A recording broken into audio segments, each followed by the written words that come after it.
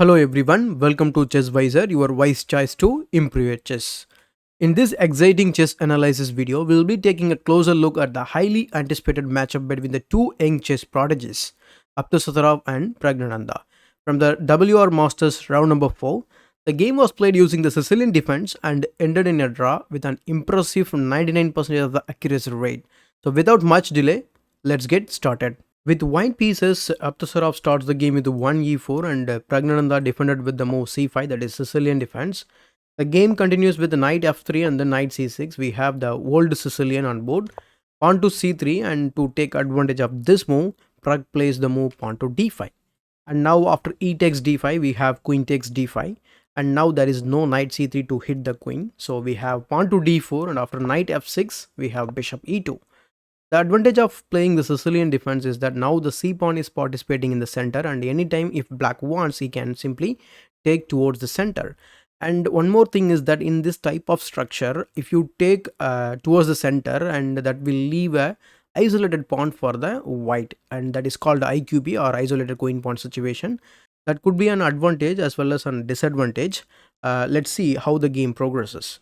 So we have pawn e6, and then we up the set of castles. C takes d4, as I was mentioning. So c takes d4, and now the queen is created a blockade. But now I think the knight would be the ideal blockader on the d5 square. Anyway, the knight c3 is coming, so the queen would be moving, and then the knight d5 will be played later.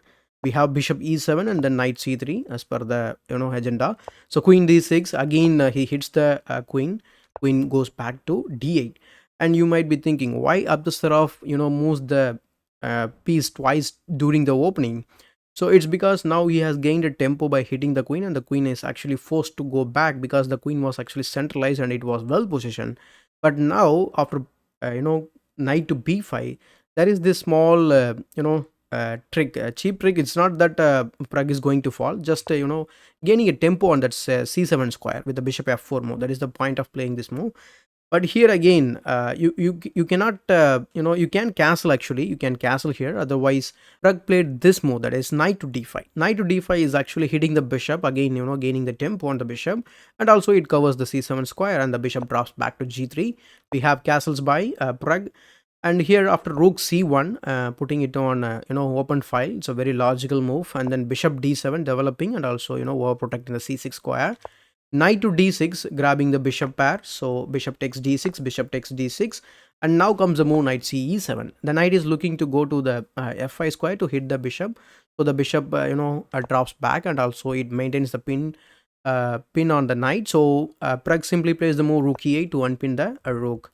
And we have a knight e5, and the knight e5 is a good move because it centralizes the knight, and also it hits the bishop. So we have knight g6, immediately challenging the knight in the center of the board. We have queen to d2. Now the rooks are connected, and now actually you don't want to take on e5 because now this weak pawn will be converted as a strong point for a white, and also it gains more space into the black's camp. So he plays the move knight gf4, trying to regain the bishop pair. Bishop f3, so x-raying the b7, and then we have bishop b5, gaining some time on the rook, and the rook goes to d1. Queen f6, so connecting the rooks, and also it prepares some kind of active ideas on the king side. It could be an attack also later. So we have bishop d6, and then we have rook a d8, challenging the bishop, and then he plays the move knight to g4, gaining time on the queen, and then queen f5.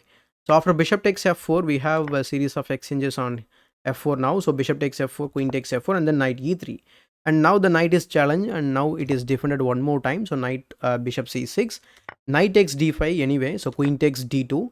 And in this position, if you are thinking about the intermezzo or the intermediate move, because knight f6 is a very tempting move to play, but that's not recommended for white. It's because black can gain some slight advantage over this variation. Let's check that. So gf6, and then we have rook takes d2, bishop f3, gf3. As you can see, I have marked so many things. It's very simple. I have marked the pawn islands here. If you compare the number of pawn islands, black has 3 and white has 4. So this is a problem for white. So you'll have to dedicate say for example, you need a separate defender for each of these pawn islands, and that is why it is a weakness for white, and that could be an advantage for black in the long run. So that is why you don't play this move, knight f6, the intermediate move. It looks very logical, but that is not going to work in this position. So we have this move, rook takes d2, bishop takes d5, and then we have rook c7 infiltrating into the black's camp. And now the threat is to take on d5 and then take on b7. So considering this, Pragg played this move king f8, a very tactical move in this position. So going back in this position, if you consider something like bishop f3, it could be a choice here. So gf3 and then rook d5. So creating another blockade and trying to, target that d4 pawn. So rook takes b7 and then a5. So a5, okay, now we are down a pawn temporarily. We can follow it up with more like okay, white can play rook a7 and then rook b8. So rook b8 is coming with an idea like rook to b4 and then targeting this pawn, and the rook is already undefended, so we can anytime play the move pawn to e5. And also we should make sure that the back rank is defended, and then we can go forward with this variation. And also white cannot play something like a3 that will allow the rook to land on b3, that will put pressure on b2, f3, and it's all in all a equal position, and it is not that black is going to win the game. He could easily recover the pawn and continue the game without any problem.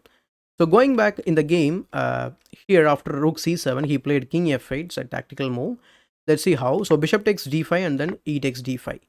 And here, as you can see, there is no time to capture the b7 pawn. That is why the king was played to f8. Now the rook is ready to give the back rank mate. So that's why Abdusattorov played the move pawn to g4. And here we have rook e7. So in this position, Abdusattorov played the move rook dc2. So just doubling the rooks and preparing to exchange them. Before we continue, I just wanted to say thank you for watching this analysis video. If you are enjoying the content, please consider subscribing to our channel to stay up to date with the latest chess videos and analysis. Your support means a lot to us and help us to create more content like this. Now let's get back to the game. So after this move, Pragg exchanged Pragg played king e8 and then king to g2, and then he exchanged the rooks. So after this rook takes c7, we have rook d7 challenging the other rook, and here Abdusattorov gave this check, and after blocking the check, and he dropped the rook back to c3. So rook d6, it's a multi-purpose move. The rook can be easily switched to either to the king side or the queen side. We have h4 gaining more space on the king side. We have king to d7.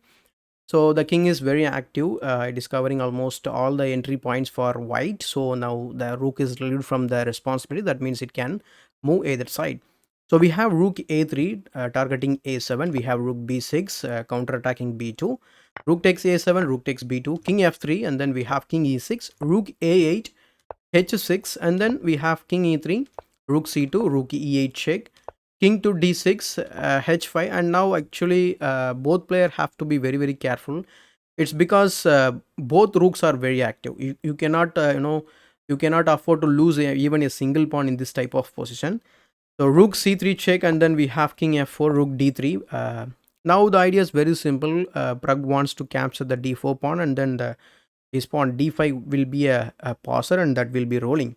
So we have rook g8 counter-attacking the g7 pawn. We have rook takes d4 with a check, king f5, and then rook to d2 targeting f2. So f4 is forced, pawn to d4, and then we have rook takes g7.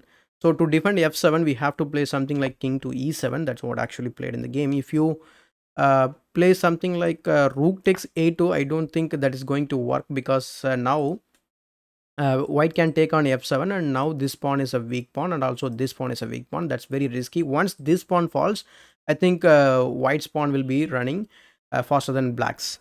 So that is why in this position Pragg played the move king e7, defending the very important pawn, that is f7, king e4, and then we have rook takes a2. In this position also you cannot attack the rook with the king f6. It's because rook h7. Now h6 is going to fall with a check, and again the same story. This h pawn will be deadly.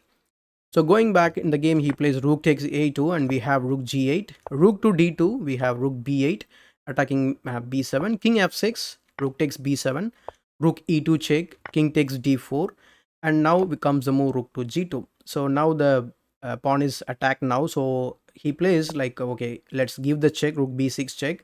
He says, so king g7, and then we have pawn to g5, and after h takes g5, we have h6 check, and that's being defended by the rook. That's the point. After king h7, and then he takes on g5, we have rook takes g5, rook f6, rook to g6, rook takes f7 check, king takes h6. In this position, both players agreed to the draw. Thank you so much for watching this video till the end, and I hope you enjoyed this analysis of the game between Abdusattorov and Praggnanandhaa. I think by studying these games, we can learn new strategies and improve our chess skills. For more chess analysis tutorials and game highlights, don't forget to subscribe to our channel ChessVisor, your wise choice to improve your chess. Thanks again for watching, and I'll see you in the next video.